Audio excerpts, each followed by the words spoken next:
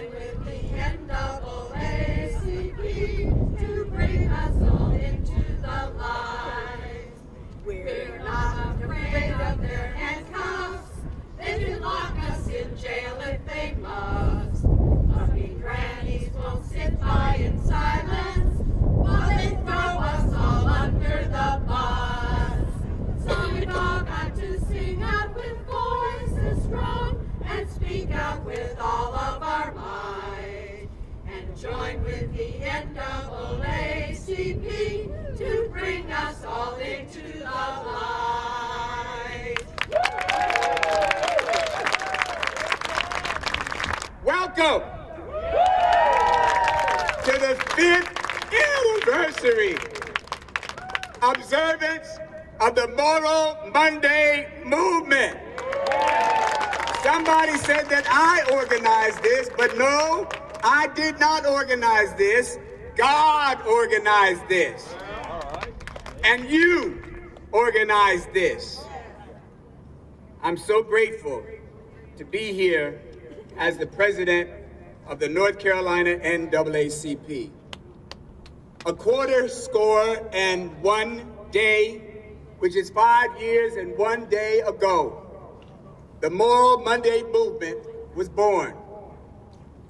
Up out of the wicked womb of oppression, 17 radical resistors, wide awake to the climate of their times, made a conscious decision to break their collective silence, to let the world know that they were fed up with the extremist policies that were literally killing thousands of people across the state of North Carolina and seeking to destroy our democracy.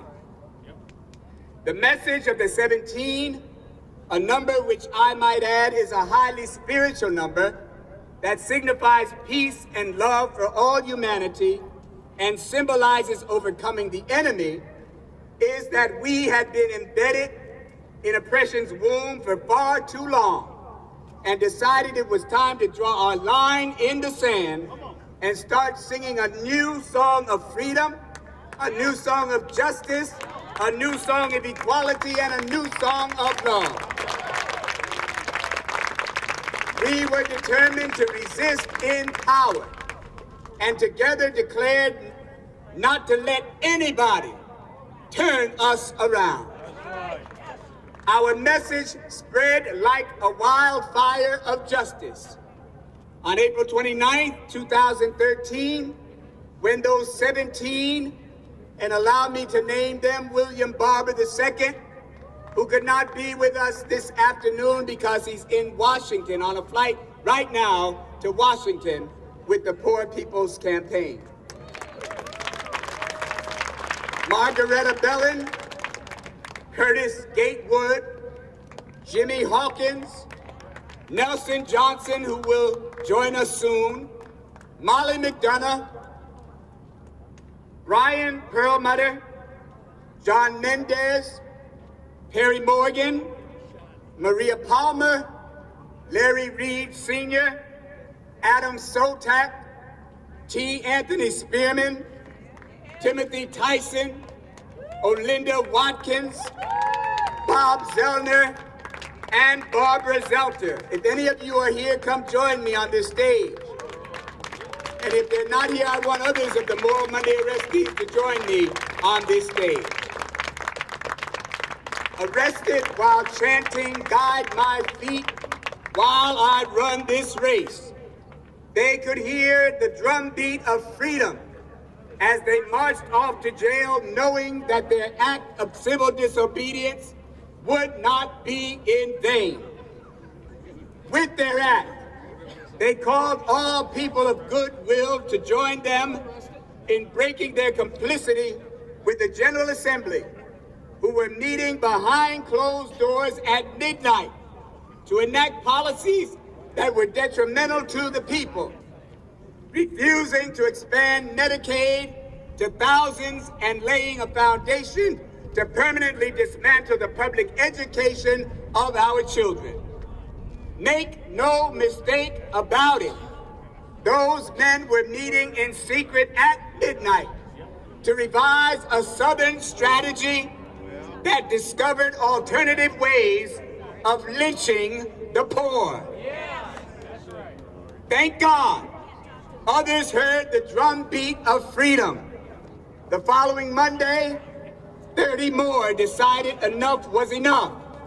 The next week, there were 49. The week after that, 57. Then on June 12th, the 50th anniversary of the death of Field Secretary Medgar Evers, Witness Wednesdays were born, as 8 others bore witness. The remaining 4 witnesses were led by the Youth and College Division of the North Carolina NAACP. Will you celebrate the youth with me? During the 3rd Witness Wednesday, the Capitol Police arrested, and listen to this, then unarrested the 3 youthful witnesses, bringing the Witness Wednesday arrest to a total of 18. That deserves a round of applause. Then, on Monday, June 3rd, it was back to Moral Monday. 155 bore witness. June 10th, 87 bore witness. The people of North Carolina were coming out of that wicked womb of oppression and breaking their collective silence as they moved forward together. More than 1,000 heard the drumbeat, giving themselves over to civil disobedience, and countless more began marching to the tune of freedom's drumbeat. We took the moral high ground, and we have been victorious. And if all of that, my family, came out of oppression's womb, imagine how difficult, how long, and how hard that pregnancy must have been. Oh, but somebody's been pushing, and somebody's been resisting. Can you imagine what would happen if all the oppressed got together and resisted oppression? What do you think would come of oppression then? It would be eliminated. What would become of we, the people? We would certainly be empowered. Today, we return to the place of our birth to signal that we will continue to resist any and all poisonous policies, all of the General Assembly's oppressive decrees. We will call them out on their dastardly deeds. We will call them out on their dirty decrees. For not only 5 years, but for 50 years if need be.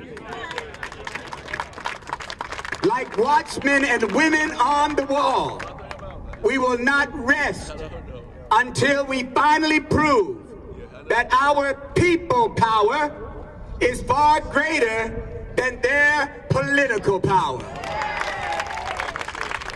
We believe that the courage of perseverance must always stand against the cowardice of power. God told the prophet Isaiah to tell the people that he had a heart for those who chose to loosen the chains of injustice and untie the cords of the yoke. God promised that if we would do these things, that our light would rise in the darkness and our night would become like the noonday. 5 years ago, we came here concerned about health care, the poor, and the creation of jobs. Educational equity was one of the deeply moral, pro-justice policy frameworks we supported back then with all of our hearts, soul, strength, and if need be, with our very lives. So we've come back to lift up educational equity again today.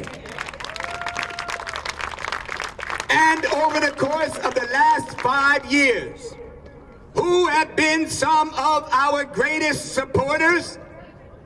The judicial branch of government. That's who.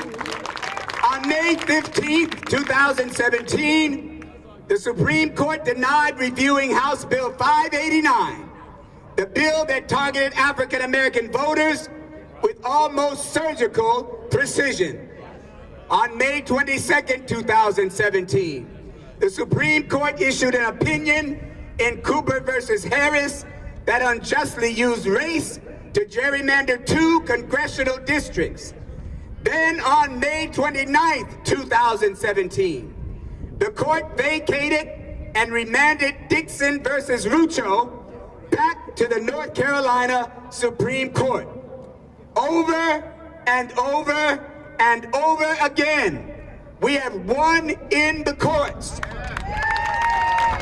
So what does this General Assembly do? They work on dismantling the court system as we know it. So we come today with a stern message that we will fight for fair courts and the impartial administration of justice. There can be no justice without a just judge. Just judges will usher in criminal justice reform. Just judges will usher in immigration reform. Just justices will usher in voters' rights, veterans' rights, economic, environmental rights, and equality for us all. My dear ones, you have the power to cast ballots in opposition to those who would rob your children of a high-quality, well-funded, diverse public education. You have the authority to cast ballots that will ensure fairness in the criminal justice system and finally address the continuing inequalities in the system. You have the dignity to demand health care for all. Take your resistance to the ballot box. We can eliminate racism, impoverishment, and persecution, and usher in representation, investment, and peace. Take your resistance to the ballot box. Vote into oblivion those who legislate evil and make unjust laws. Those who vote into exile. Those who withhold justice from the oppressed of God's people. And vote into retirement. Those who seek to tamper with the judicial process. Take your resistance to the ballot box. Moral Monday family, we are 5 years old yesterday. Happy birthday, Moral Monday movement. And let us continue moving forward together. Not one step back. Forward together. Not one step back. Forward together. Not one step back. We are the Triangle Raging Grannies. And we are delighted to be here to celebrate with you the 5th anniversary of the Moral Monday movement. The Raging Grannies connection with Moral Monday goes all the way back to the very first march. In fact, several of us have been handcuffed and taken away with many of you after we have spoken truth to power. Today, we're going to sing to support voting rights, universal health care, LGBTQ rights, immigrant rights, and fair wages. And we're going to sing to fight the war economy, fight systemic racism, fight poverty and ecological devastation.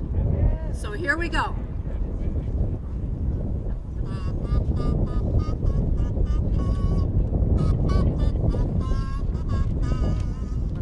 There's something that's troubling the grannies, so we toss and we turn late at night, wondering why there are so many hungry in a land that's so rich that ain't right. So we all got to sing out with voices strong and speak out with all of our might, and join with the NAACP to bring us all into the light. The government spends all our taxes, we're fighting in lands far away, killing women and kids without reason. It's no wonder our hair's turning gray. So we all got to sing out with voices strong and speak out with all of our might, and join with the NAACP and bring us all into the light. They're drilling and fracking and dumping to fatten their wallets, you see. And they don't really care if we live or die. It's enough to make Mother Earth weep. So we've all got to sing out with voices strong and speak out with all of our might, and join with the NAACP to bring us all into the light. Equality for all the people, they say is the law of the land. But our system is blatantly racist, so together for justice we'll stand. So we've all got to sing out with voices strong and speak out with all of our might, and join with the NAACP to bring us all into the light. We're not afraid of their handcuffs, they can lock us in jail if they must. But we grannies won't sit by in silence while they throw us all under the bus. So we've all got to sing out with voices strong and speak out with all of our might, and join with the NAACP to bring us all into the light.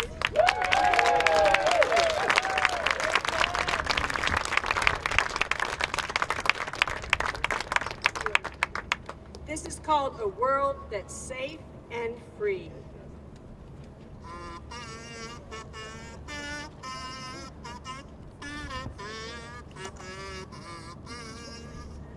We join this anniversary and gather here once more to sing for love and justice and a new deal for the poor. And here we'll raise